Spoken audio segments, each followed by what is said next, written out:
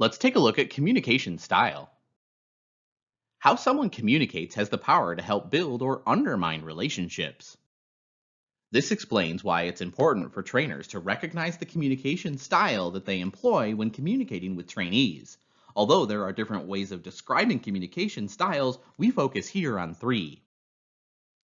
Styles that promote interpersonal relationships and by extension facilitate training and development include assertive and supportive communication. In turn, we contrast them with aggressive communication, which tends to make people defensive and thereby undermines instructor effectiveness. It's also important to note that the difference between style and content exists and is a strong predictor of success in communication.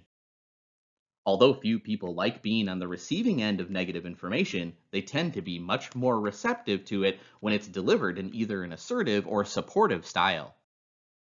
Among the clearest ways to discern whether someone is engaging in aggressive or assertive and supportive communication is the extent to which someone says you as opposed to I. People who communicate aggressively tend to use you more often. The implication of saying you is that it distances the speaker. You need to do that, for example, or why did you do that? These seem like demands or accusations. At best, this style of communication is transactional, but even when viewed in that way, it fails to recognize or build relationship. People with a more assertive or supportive style tend to use I with greater frequency. When people say I, they're often taking responsibility and providing an explanation. There's less blame and more cooperation. Other characteristics of assertive and supportive communication include being more honest and direct, but also fair and tactical. From a training and development perspective, these create an environment more conducive to learning. People also communicate nonverbally, and it's important that both read those nonverbal messages and consider what messages you're sending through your nonverbal communication. Most of the time, when people think about nonverbal communication, they're thinking of kinesic behavior, encompassing messages communicated with gestures and posture. A potential problem with nonverbal communication, though, is lack of explicitness, which can result in multiple interpretations.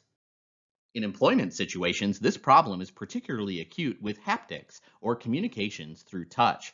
Receiving a pat on the back for a job well done is a classic example. Unfortunately, the physical nature of haptics can be off-putting to some people and may be interpreted as sexually harassing. Therefore, you should be cautious when engaging in this form of communication. A third category of nonverbal communication is prosthetics. Prosthetics involves messages communicated through the use of physical space. Chromatics involves the use of time and can help denote how important someone views a relationship. If someone is frequently made to wait and or wait a long time, that communicates that he or she is not particularly important. Organizations are paying closer attention to the benefits of improvisational training for improved communication, creativity, conflict management, and negotiation outcomes.